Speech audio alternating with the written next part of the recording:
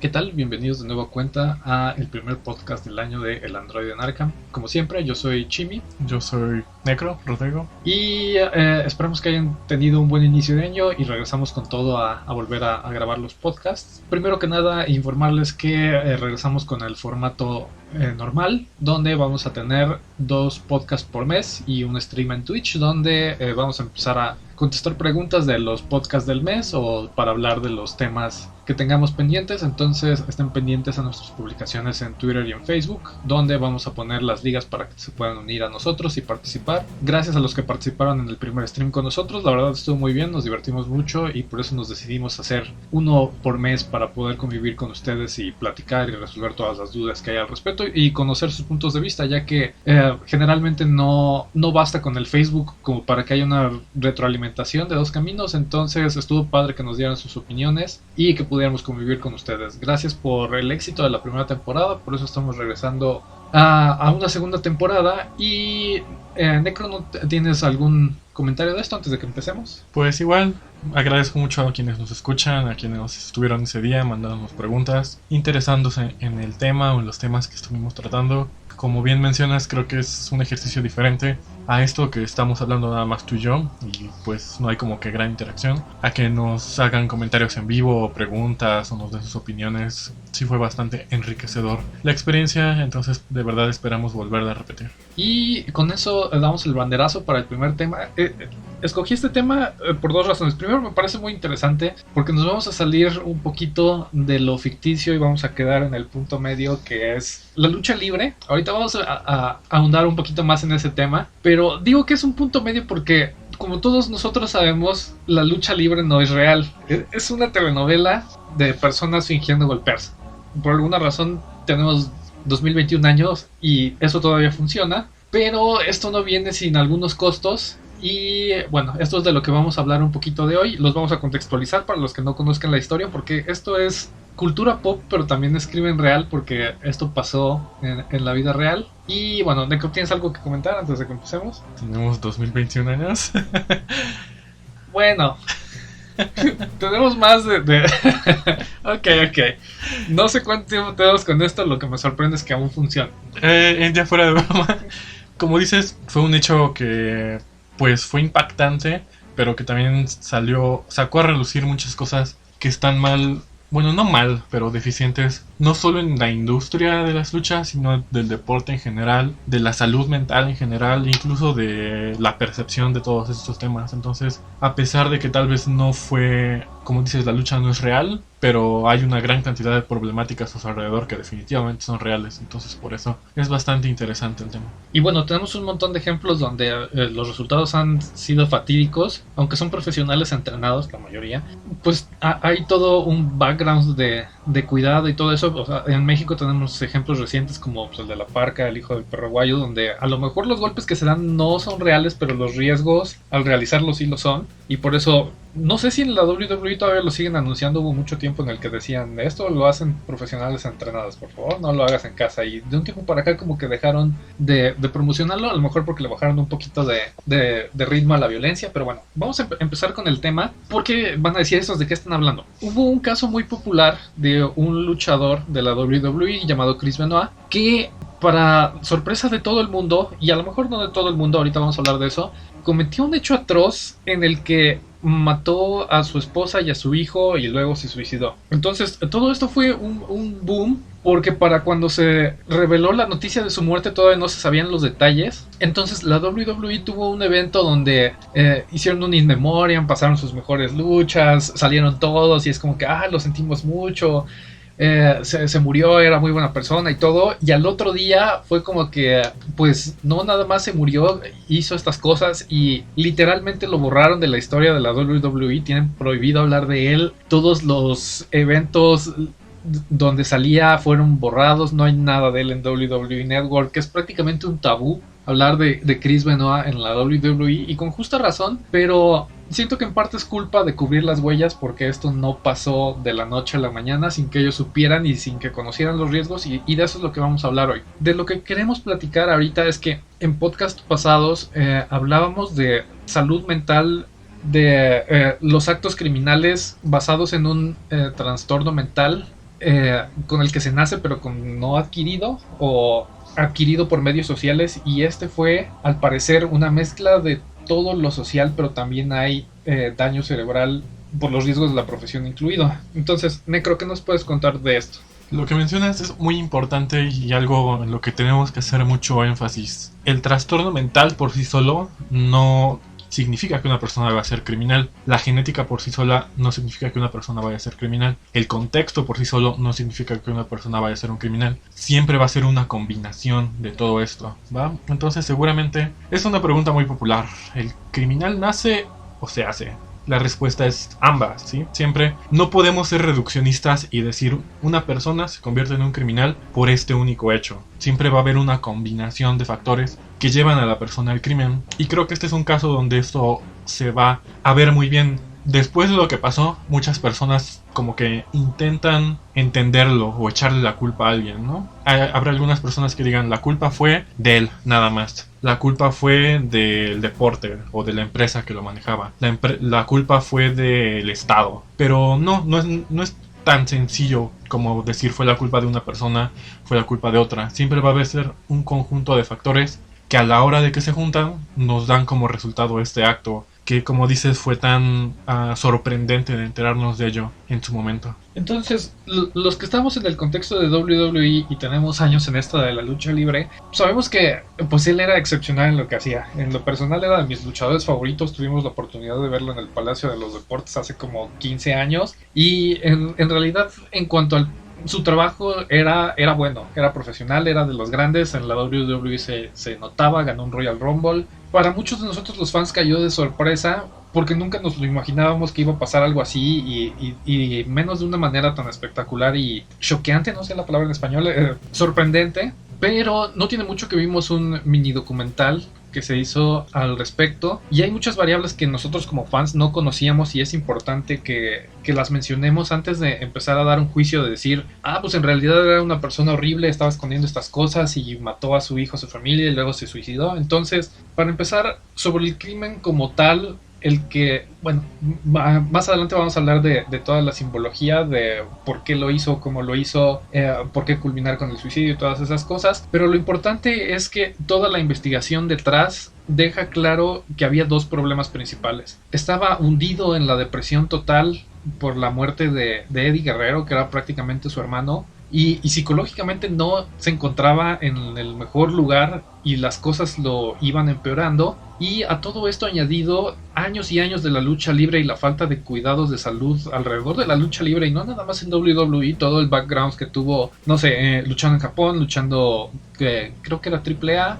Entonces estuvo un rato aquí en México, estuvo en Japón, estuvo en WWE y muchos de los movimientos que él realizaba eran de alto riesgo para golpes en la cabeza, de andarse aventando pues su movimiento, uno de sus movimientos principales era donde daba un cabezazo, donde volaba desde la tercera cuerda. Entonces, después de años donde 2 o 3 veces por semana te aventabas de hasta arriba de uno de los turnbuckles, pegarle a alguien con la cabeza mientras vuelas en el aire, eso tiene sus consecuencias. Digo, además de todos los movimientos de alto riesgo, donde se aventaba de la cuerda, pegaba contra la mesa. Entonces, hubo muchas contusiones involucradas en la carrera de Chris Benoit, en el punto en el que en el documental dicen que un luchador o ex luchador se acerca de él y le dice como ¿cuántas contusiones has tenido en tu vida? Y le dice, si soy sincero, pues ya hasta perdí la cuenta. Entonces, Necro, cuéntanos por qué es importante resaltar aquí el daño cerebral y las contusiones y cómo afectan esto en lo que estamos platicando hoy. Muy bien, pues no, es bien sabido que el cerebro es el centro de control de nuestro cuerpo. Nuestro cerebro controla no solo lo que hacemos, lo que pensamos, lo que sentimos, lo que percibimos. Entonces, cuando hay una afección en el cerebro, pues obviamente afecta absolutamente todo lo que hacemos, todo nuestro día a día, nuestra vida familiar, nuestro trabajo, cualquier actividad que hagamos está completamente guiada por cómo funciona nuestro cerebro. Entonces, en el caso de Chris Benoit, como dices, la lucha libre no es algo real, sin embargo, pues sí tiene ciertos riesgos riesgos involucrados. Hay golpes que no son planeados o que caen mal o que ejecutan mal una llave. Entonces sí hay un riesgo bastante alto de que se lastimen. Sobre todo antes. Hoy en día ya le han bajado un poco a, por ejemplo, sillazos y cosas así. Pero en tiempos de Chris Benoit pues era bien normal que cada semana acabaran cubiertos de sangre o abiertos porque pues la violencia no se medía. Esto, como dices, se traduce en contusiones, en daños a la cabeza, en daños al cerebro. Si una persona sufre un golpe por un accidente o por alguna pelea, es bastante probable que se vea afectado en su cerebro.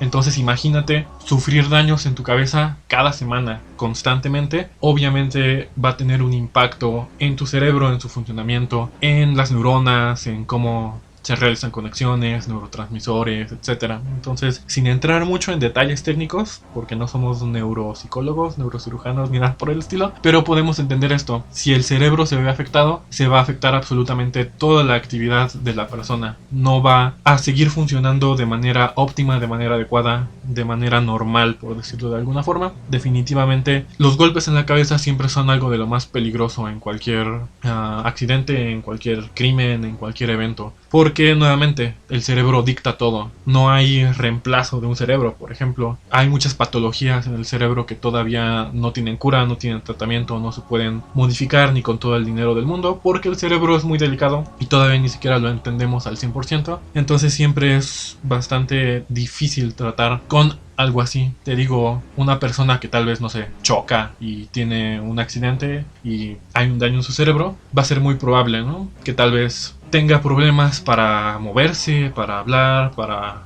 sentir emociones. Entonces, si en un solo evento es tan difícil y tan peligroso, imagínate en un luchador que tuvo cientos de problemas, cientos de traumatismos, cientos de contusiones, etc. Es por eso que a raíz de esto surge este énfasis en la condición, no solo en los luchadores, sino en deportistas en general. El fútbol americano, el fútbol normal, tal vez no tanto, pero tal vez otros deportes sí.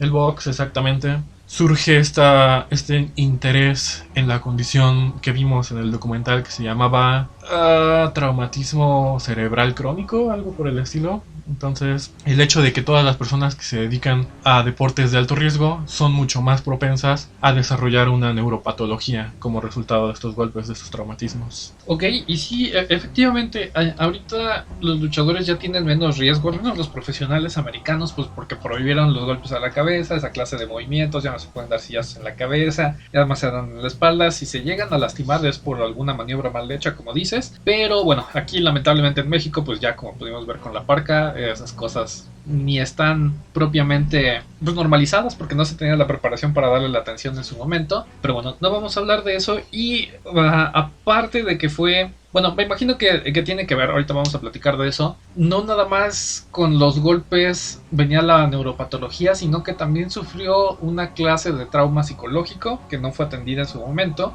como tal, porque me atrevería a decir que así como son importantes el tratamiento de las lesiones de la cabeza, también lo son en el ámbito psicológico, de no dejar crecer las depresiones al punto en el que esto de verdad fue un cóctel donde todo lo que tenía que salir mal, salió mal. ¿A qué nos referimos? Cercano a la carrera de Chris Benoit, pues fueron creciendo a la par pues, Eddie Guerrero y se volvieron bastante amigos, o sea, prácticamente eran familia, de la manera en la que hablan todos de su familia en el documental. Pues aunque trabajaban juntos, eran luchadores y todo, pero pues prácticamente eran una familia donde se cuidaban de todos, donde sus esposas se conocían, donde ellos eran amigos, donde hacían sus cosas fuera del trabajo. Y bueno, pues vino la muerte de Eddie Guerrero y pues Chris Benoit la tomó muy muy mal, pero llegó en el punto en el que se cerró y pues él siguió con su trabajo, pensó que la manera correcta de salir de esto era volverse workaholic y pues no darle importancia a eso, pensar lo menos posible, y esto vino con una depresión. Creo que nos puedes decir, o sea, cómo se combinan los trastornos psicológicos con los fisiológicos.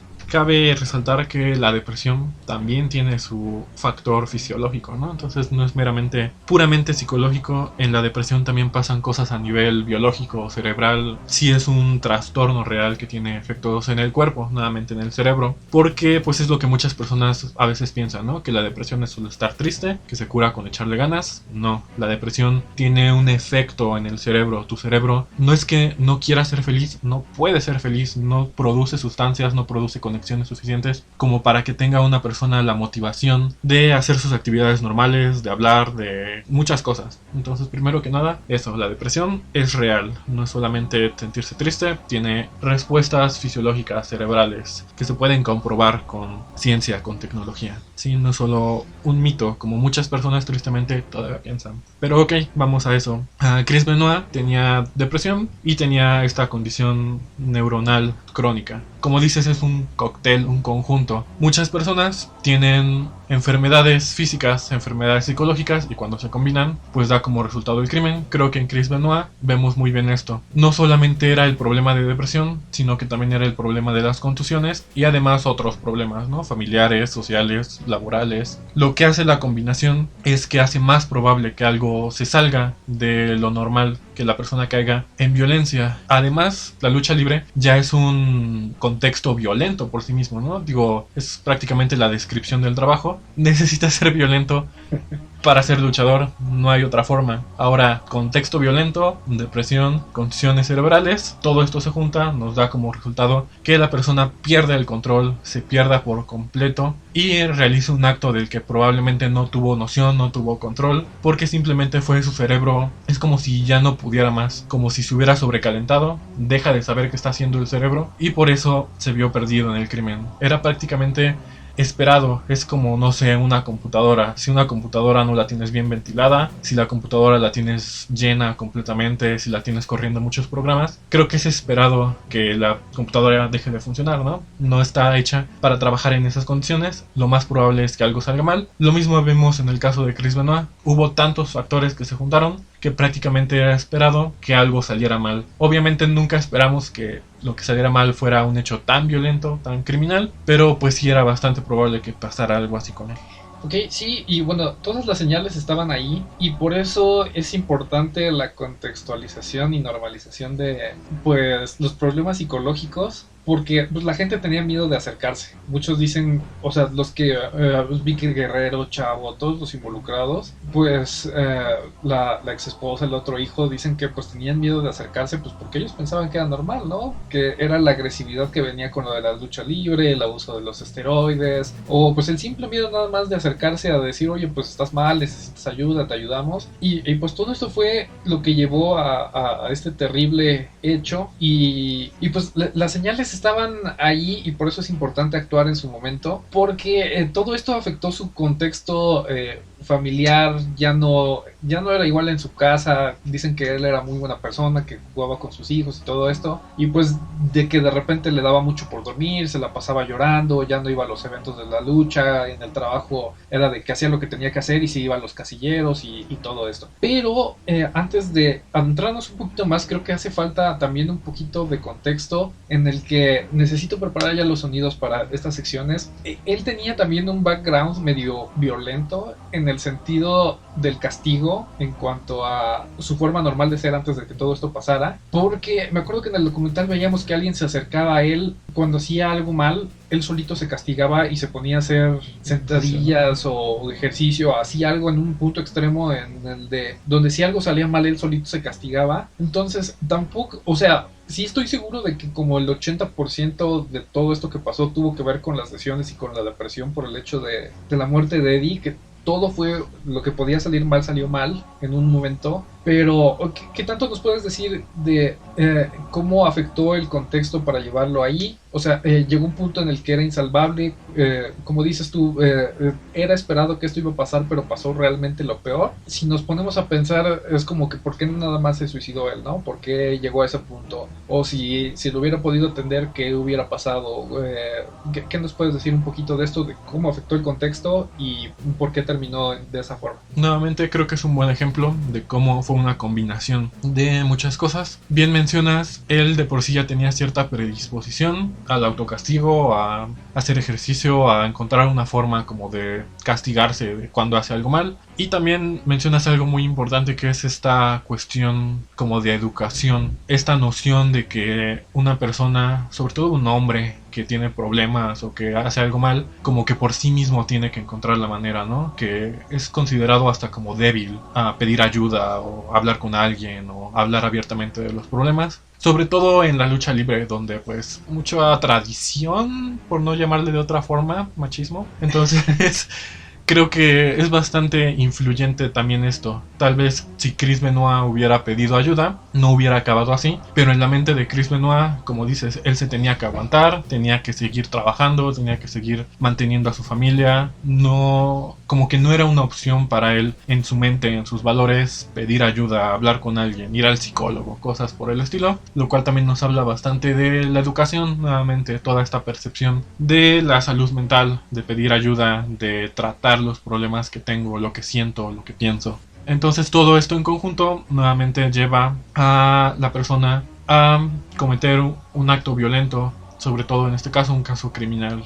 Seguramente de haber sido tratado Chris Benoit, tal vez, no sé, lo hubieran suspendido de las luchas y cosas así, pero hubiera tenido un mejor pronóstico. Tal vez si hubiera encontrado una forma de seguir haciendo lo que quería sin llegar hasta donde llegó. Digo, hemos tenido muchos casos de luchadores que se tienen que retirar a edades muy tempranas porque de lo contrario pues ya no van a poder caminar o ya no van a poder moverse. Creo que en el caso de Chris Benoit hubiera pasado exactamente lo mismo, una decisión médica de si sigues haciendo esto vas a terminar psicológicamente mal. Tal vez no hubiéramos llegado a predecir matando a alguien, pero sí con demencia o con algún problema de memoria, de movimiento, de depresión, de emociones. Sí era esperado, ya ahora con todo lo que sabemos, que psicológicamente iba a terminar con un problema más grave. Ahora, ¿por qué llegó hasta matar a otras personas y no solo a él? La verdad, con eso solo podemos conjeturar porque pues también no sabemos los detalles específicos. Ajá,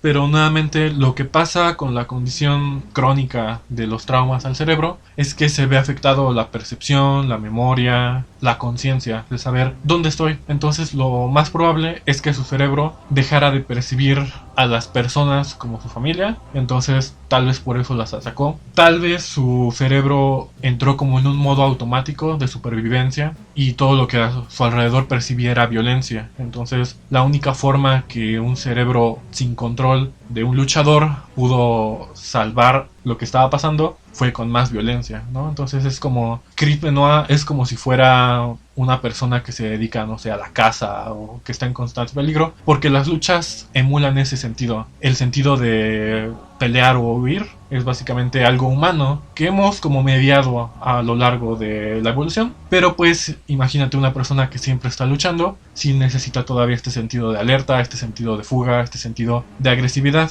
Entonces es muy probable que el cerebro automático de Chris Benoit se regresara a esto, a la necesidad de luchar para sobrevivir, y es por eso que en un estado alterado donde no sabía quién era, no sabía dónde estaba, no sabía quiénes eran otras personas, en su mente lastimar, matar a otra persona fuera como una respuesta de supervivencia automática. Eso sería como la conjetura que yo me atrevo a hacer al caso. Ok, está muy bien y me parece una muy buena explicación. Y bueno, la cosa es que esto culmina pues, en que no sé si se da cuenta de lo que hizo o en el mismo instinto que dices en la pérdida de la percepción, pues, se quita la vida. Primero, mencionar que, bueno, hasta donde sé, en estos casos, cuando las cosas terminan así, generalmente está involucrada la depresión. Entonces, ¿qué nos puedes contar de esto? ¿Por qué hacerlo después? ¿Y por qué pasa esto cuando la gente comete un crimen que decide quitarse la vida después? Muy probablemente sí llega a un punto donde se da cuenta de lo que hizo.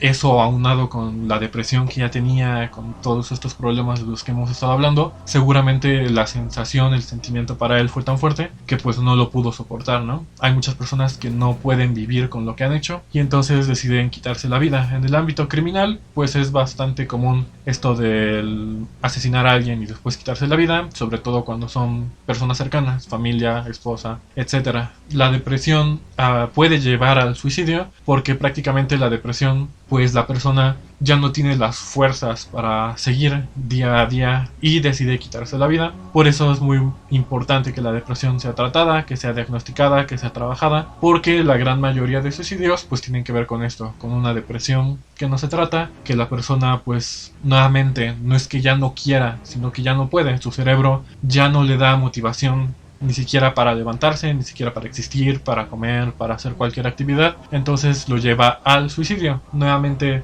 el cerebro como que busca una solución. Si esta persona o si yo ya no tengo estas fuerzas, pues voy a quitarme la vida para ya no seguir con esto. Eso es como lo que el cerebro hace o como lleva a la persona. Técnicamente hasta como un mecanismo de defensa. Ya no puedo seguir viviendo, me voy a quitar la vida. Esa es como la ideación que hace el cerebro de una persona suicida. Y esto es diferente cuando hay crimen involucrado, porque por ejemplo hemos visto casos donde las personas son condenadas a un crimen o inmediatamente después de realizar el crimen se quitan la vida.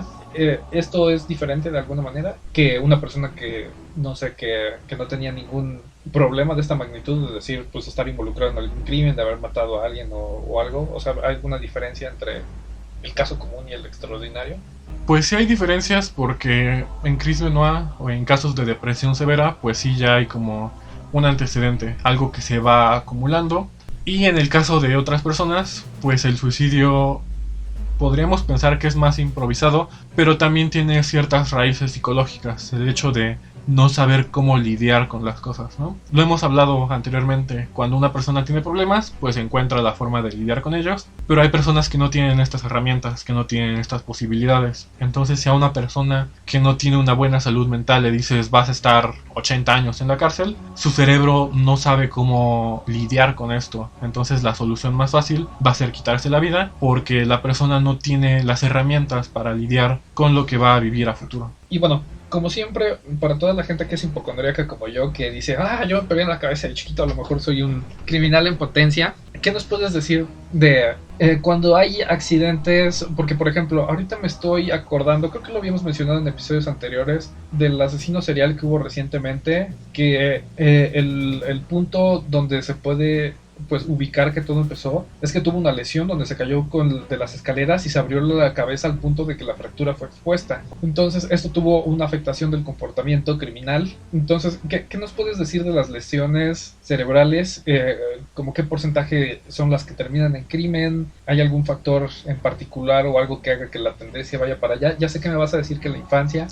Yo estoy seguro que, si no mal recuerdo, ese caso fue por alguna clase de negligencia parental, no tenía cuidado, el niño estaba solo, vivía con la abuela o alguna cosa así. Entonces, ¿qué nos puedes contar del contexto del crimen en cuanto a antecedentes con lesiones? Pues nuevamente, no es que una lesión signifique automáticamente el crimen. Eso también es importante resaltarlo. Pero sí algo muy probable es que una lesión en la cabeza tenga un impacto en el comportamiento de la persona. Eso sí es bastante probable. Pero pues no quiere decir que inmediatamente se vaya a volver violento, agresivo o criminal. Un golpe en la cabeza siempre debe ser revisado por un profesional de la salud, por un médico, para determinar qué tan grave fue el hecho. Como dices, creo que es bastante común golpes en la cabeza y no significa que una persona que se golpea en la cabeza pues ya vaya a ser automáticamente criminal, violento y así. Pero es importante tenerlas en cuenta, porque también está el otro extremo de las personas que tal vez tienen un accidente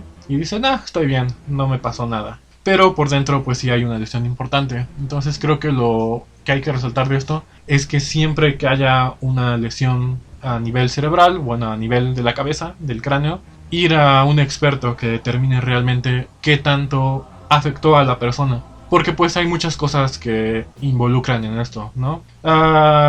La composición de los huesos entre todas las personas es diferente, entonces algunos aguantamos más golpes que otras personas. La composición del cerebro, de las emociones, muchas cosas impactan. Entonces no es como una fórmula, golpe en la cabeza significa violencia, pero sí, golpe en la cabeza significa que hay que tener cuidado, que hay que acudir a un profesional para ver qué tanto afectó a la persona. Los golpes en la cabeza, no diría que es muy común que terminen en criminalidad, pero pues sí hay bastantes casos de personas que cambian su personalidad después de un golpe importante, o que empiezan a tener problemas de memoria, problemas de emociones, problemas de comportamiento. Entonces creo que sí es un punto que se ha descuidado y con el que tenemos que tener más cuidado en cuanto a salud mental y en cuanto a salud en general. Y también estaba recordando que hay un punto que se me estaba olvidando, que involucra también la química y el comportamiento, que es el uso y abuso de los esteroides. Es conocido que el abuso de la testosterona crea problemas de agresividad. No es por echarle la culpa a algo de decir, si tienes mucha testosterona vas a ser agresivo. Es en el punto en el que abusan de ella, como los luchadores. ¿Hay algo de esto que nos puedes mencionar? Pues la testosterona es natural hasta cierto punto. Bueno, no hasta cierto punto, es natural, todos lo producimos como necesidad biológica. Pero, como dices, algunas personas lo usan como de manera extra. Sobre todo en deporte que necesitan mejor condición, mejor musculatura, mejor capacidad, etcétera. Entonces sí es un punto importante el abuso de esteroides. El abuso de esteroides, a fin de cuentas, es un cambio biológico, cambio químico en la persona. Cualquier cambio químico tiene una repercusión en el cuerpo de la persona. Sean drogas, sea alcohol, sea testosterona, sean hormonas, cualquier cambio va a tener un impacto en cómo funciona el cuerpo, cómo funciona la mente, etcétera. Tampoco digo que sean malos. Los esteroides pues también tienen como su parte terapéutica. Hay personas que no lo producen naturalmente y pues que sí necesitan estas sustancias para llevar a cabo sus actividades normales. Incluso dentro de la lucha libre creo que si se lleva de una manera como controlada, obviamente también tiene sus beneficios dentro del contexto de lo que necesita una persona para dedicarse a esto. Lo que pasa con Chris Benoit y con muchos luchadores es que seguramente no estaba bien como administrado. Muchos luchadores consiguen los esteroides y como ellos lo entienden se lo administran, ¿no? No van con un profesional en la salud que les diga necesitas esta cantidad y aparte de esto necesitas complementarlo tal vez con otro medicamento o con alimentación, con ejercicio. Debe haber un balance a fin de cuentas y pues es lo que falta muchas veces en el ámbito del deporte, que pues no se hace de una manera profesional, se hace de una manera improvisada. No es lo mismo que una persona se dedica a entrenar solamente físicamente, te diga, pues inyéctate esto, a que te lo diga un doctor, a que te lo diga una persona obviamente capacitada para eso. Entonces creo que eso es el problema de lo que pasa con muchos luchadores, porque... Y deportistas. Ajá. Es bastante común el uso de esteroides, de testosterona, etcétera. Y pues obviamente sí va a tener un efecto en la persona. La testosterona sí se relaciona con la agresividad, pero no a niveles así como realmente significativos. Ajá. No es que realmente tengas tanta testosterona que vayas a terminar cometiendo un crimen únicamente por la testosterona. Entonces nuevamente todo está conjugado con toda la cantidad de problemas de los que ya hemos hablado. Fue solo como un factor más que se vino a añadir a todo lo que estaba pasando. Entonces ya saben, si nos están escuchando y están haciendo ejercicio, el ejercicio lo tienen que completar con un nutriólogo y un hormonólogo, que ahorita no me acuerdo cómo se llama. Estoy seguro que hormonólogo no es la palabra. Endocrinólogo. Endocrinólogo, muchas gracias. Tú que sí eres el experto y no estás improvisando. Entonces, vamos a pasar a la parte legal y para eso quiero que contestemos una pregunta que nos hizo Beto. Beto, gracias por siempre andarnos haciendo preguntas y nos das de qué hablar. Nos dice, ¿cómo se procede legalmente en casos así? O sea, si Benoit hubiera sobrevivido, ¿pudiera haber evitado una condena al demostrar que sus acciones fueron causadas por su daño cerebral? Aquí viene la bonita sección de en teoría y en práctica. En teoría, sí. Existe la inimputabilidad. Una persona que no tiene control de sus actos por un trastorno no merece una pena común, es decir, la cárcel que todos conocemos.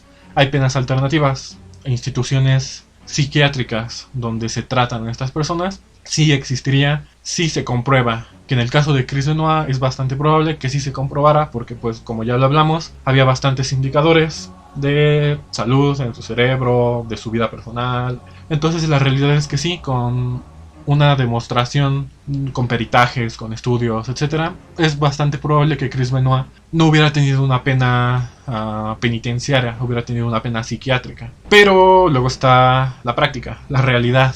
Más allá de temas de corrupción y de impunidad, también está como la percepción social de lo que pasa con los criminales. Entonces muchas veces las personas sienten que es injusto que una persona que mató a su esposa, a su hijo, no reciba un castigo, tal vez solo porque es famoso, tal vez solo porque es luchador, tal vez solo porque tiene dinero. Entonces muchas veces pasa que no importa que la persona tenga un trastorno, pero muchas veces tiene mucho impacto cómo lo perciben otras personas. Sobre todo, por ejemplo, en México. Sabemos que en México el gobierno tiene sus tintes religiosos por muchas cosas.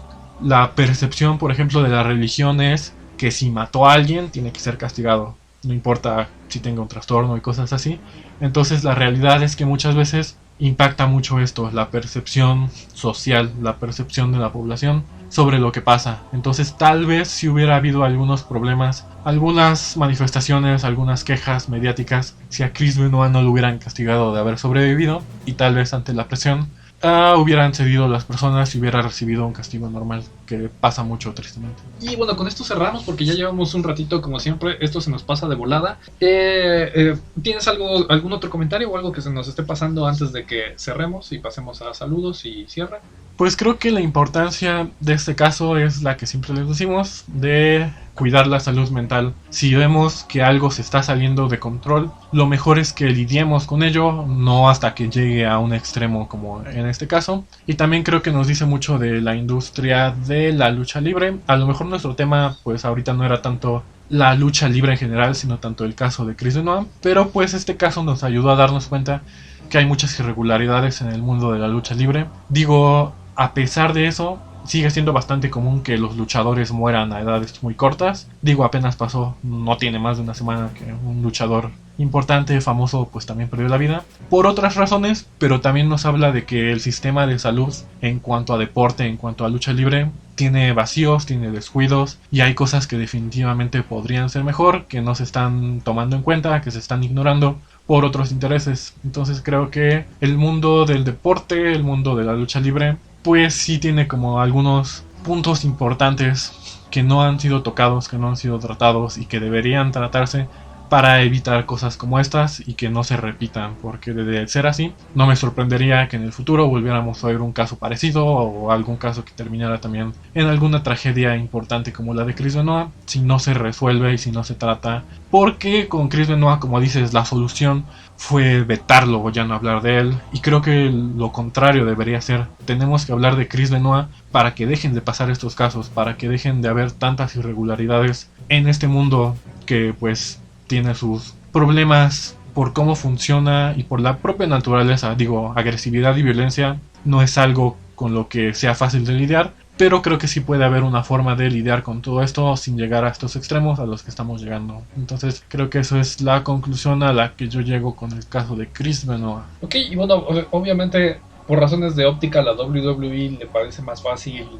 ocultar esto y hacer como que nunca pasó, porque significaría aceptar la responsabilidad, implementar programas de bienestar y todas esas cosas donde ya les checan, ya les hacen exámenes médicos, les checan los de las drogas, el abuso de los esteroides y esas cosas, pero siguen sin tener seguro de vida, siguen haciendo un montón de cosas peligrosas. Y como dices, en todos los deportes de contacto, box, MMA y lucha libre, ahorita no lo estamos viendo porque están relativamente jóvenes las personas que empezaron con estas actividades. El Undertaker no tiene más de 60 años y ya tiene problemas para moverse. Entonces, son personas que son relativamente jóvenes, que se expusieron a una vida de peligro.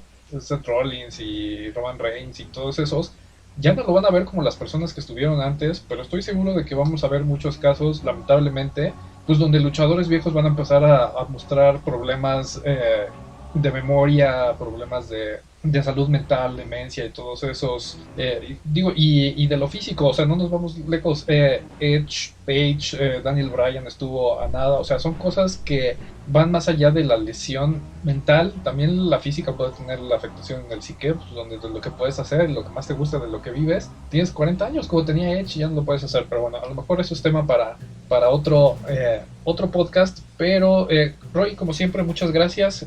No sé si tengas algún saludo o algún comentario antes de que cerremos. Específicamente no, pero quiero agradecer a todas las personas que pues siempre nos están apoyando, diciendo que nos escucharon, que les gusta nuestro podcast, que lo encuentran interesante. Creo que ya tenemos algunos oyentes regulares, entonces por ejemplo Karina, Carla, Lidia, Josefina, todos los que siempre nos escuchan, les agradezco mucho que siempre me hagan comentarios sobre lo que encuentran interesante y cosas así por el estilo. Sí, y precisamente por eso abrimos redes sociales. Ya tenemos Twitter y Facebook. Ahorita les digo el @ de Twitter. Pero la idea es que con esto es que hagamos un poquito más de comunidad y tengan donde mandarnos las preguntas, a lo mejor un poquito de manera más cerrada y no en los comentarios. Pero ya saben que estamos abiertos a a cualquier clase de comentario o si lo quieren guardar para participar ahora sí en el stream. La verdad es que el del año pasado estuvo medio improvisado y avisamos como una hora antes, pero ahorita le estamos avisando desde ahorita. El último fin de semana de enero vamos a tener un stream en Twitch, lo vamos a compartir la liga con suficiente anticipación en el Facebook. El Twitter es @androidearkham. Y como dices, pues muchas gracias. O sea, nosotros estamos aquí con una segunda temporada. Yo cuando empezamos a hacer los podcasts dije, pues vamos a hacer un par y después se nos va a olvidar. Pero la verdad la recepción de su parte ha sido tan buena que pues nos decidimos a seguir con esto. Y si tienen algún caso en particular del que les gustaría hablar, y creo que ya nos salimos un poquito de lo pop, entonces este ya va a ser más como de criminopsicología. Tenemos pensado tener invitados especiales en esta temporada, entonces estén pendientes. De mi parte, saludos a Dafne, a Grecia, a Laura, a Beto, que siempre nos escucha, y a Rafa, que nos preguntó, oye, ¿qué no hubo episodio esta semana? Le dije, no, pues ya terminé la temporada. Es como que yo quería seguirlos escuchando. Rafa, muchas gracias por siempre escucharlos, y obviamente saludos a mi mamá, que aprendió a utilizar Spotify y la tablet y nos escucha y nos está viendo ahí en Twitch en su celular. La estamos viendo, mi mamá millennial. Mamá, muchos besos y gracias por escucharnos. Gracias a todos, como siempre, yo soy Gustavo Chimi. Yo soy Rodrigo Necro. Y nos escuchamos la próxima. Saludos a todos.